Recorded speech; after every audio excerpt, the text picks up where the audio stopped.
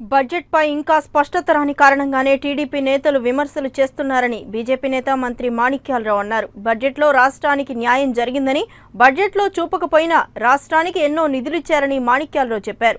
DPR submit చేయకుండా అమరావతి నిర్మాణానికి 2500 కోట్లు ఇచ్చారని, డిపిఆర్ ఇస్తే మిగతా నిధులు ఇస్తారంటున్న మంత్రి మాణిక్యాలరావుతో మా input editor Srinivas face to face. కేంద్ర బడ్జెట్ రగిల్చిన చిచ్చుతో ఇటు తెలుగుదేశం బీజేపీల మధ్య వైషమ్యాలు తారాస్థాయికి చేరాయి. ఈ రోజు ఉదయం జరిగిన సమన్వయ కమిటీ సమావేశంలో కూడా బీజేపీ తీరుపై పెద్ద ఎత్తున విమర్శలు చెలరేగిన పరిస్థితి ఉంది. సో అసలు బీజేపీ ఏమనుకుంటుంది, బీజేపీ వైపు నుండి ఎటువంటి చర్యలు ఉండబోతున్నాయి? మనతో మాట్లాడేందుకు రాష్ట్ర దేవాదాయ ధర్మాదాయ శాఖ మంత్రి మాణిక్యాలరావు ఉన్నారు. ఆయన అడుగుదాం. సార్, అసలు బీజేపీకి సంబంధించి అంటే ఒంటి కాలుపైన లేస్తున్న పరిస్థితి ఉంది టీడీపీ నాయకులంతా. వాస్తవానికి బడ్జెట్లో రాష్ట్రానికి అన్యాయం జరిగిందనే దాన్ని మీరు అంగీకరిస్తారా? నేను ఖచ్చితంగా అంగీకరించను. ఈ బడ్జెట్ మీద ఇంక క్లారిటీ లేని కారణంగానే కొంత మాట్లాడి ఉండొచ్చు.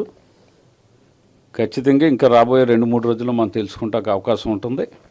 ఏదైతే ఇవాళ వైజాగ్ స్టీల్ ప్లాంట్కి ఏడాది కేటాయింపుల్లో 1400 కోట్లు, అలానే రైల్వే ప్రాజెక్టులకి ఇట్లా ఏది చూసినా పెద్ద ఎత్తునే నిధులు వచ్చిన పరిస్థితి ఉంది. అయితే పోలవరం ఆల్రెడీ జరుగుతూ ఉంది. దాని మీద కొన్ని అనుమానాలు ఉన్న క్లారిటీ వచ్చినాయి. ఇది బడ్జెట్లో మాట్లాడవలసింది కూడా లేదు. అది నబార్డ్ నుంచి ఫైనాన్సింగ్ కనుక అది ఆల్రెడీ క్లియర్ అయింది సబ్జెక్టు. అట్లా అమరావతి విషయంలో కూడా వితౌట్ డిపిఆర్ ఇంకా ప్లాన్లే ఫైనలైజ్ కాకపోయినా 2500 కోట్లు ఆల్రెడీ కేంద్రం ఇవ్వటం జరిగింది. ఇవ్వాల్సిన 1000 కోట్లు కూడా ఏ రోజైనా ఇవ్వటానికి కేంద్రం సిద్ధంగా ఉంది.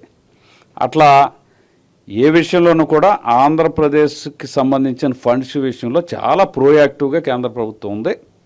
అందువల్ల ఇంకా క్లారిటీగా మీ ముందు అంకెలతో చెప్పాలంటే కానీ రాష్ట్ర ప్రభుత్వం వాదన మరొకలా ఉంది. ఇప్పటికే 36,000 కోట్లు వివిధ విభాగాల కింద అడుగుతున్నాము. పోలవరం ప్రాజెక్టుకు సంబంధించి కూడా కేంద్రం ప్రకటించినా దానికి సంబంధించిన నిధులు సక్రమంగా రావడం లేదనేది ఇది ఒక విషయం. కేంద్రం కూడా రాష్ట్రం కూడా అట్లా మాట్లాడలేదు. ఏదైతే అది నబార్డు ఫైనాన్స్, అందువల్ల వర్క్ చేసిన దానికి చేసినట్టు బిల్లు పెట్టుకుని తెచ్చేసుకోవచ్చు.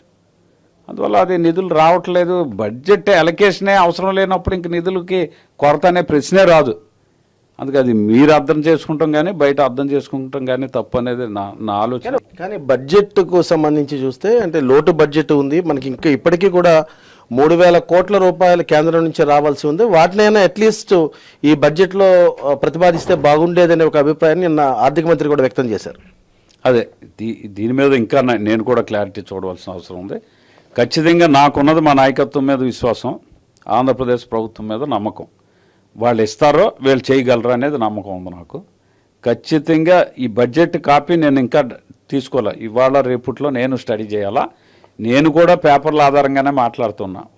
ఒక ప్రింట్ మీడియాలో లేకపోతే ఒక ఎలక్ట్రానిక్ మీడియాలో దగా చేసిన కేంద్ర బడ్జెట్, ఏపీకి దగా చేసిన కేంద్ర బడ్జెట్ అంటే పల్లెలకి పరిపుష్టికి ఆర్థిక చేయూతకి సహకారాన్ని అందించిన మొట్టమొదటి బడ్జెట్ అని ఒక దాంట్లో పెట్టి ఇట్లా అంటే ఒక రకంగా మేధావులు ప్రపంచం గురిలో అన్నీ ఆలోచించగలిగిన మీడియానే రకరకాల పరిస్థితుల్లో ఆలోచించేటప్పుడు కామన్ మ్యాన్ సహజంగా ఆలోచిస్తాడు.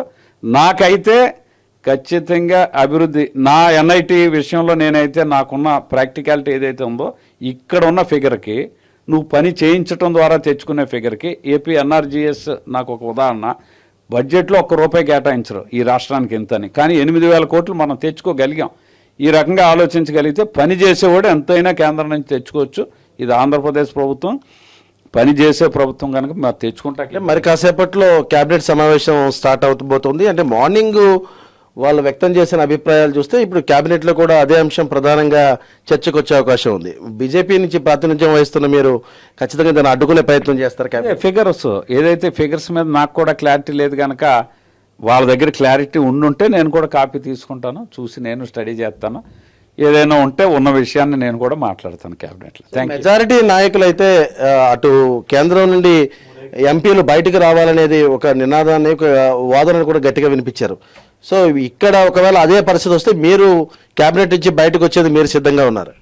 ఇంక వచ్చేస్తే నేను సిద్ధంగా ఉండేదేంటి, పంపేయటమే కదా. అందుకు ఆ రకమైన పరిస్థితి ఉండదు అనేది నా ఆలోచన.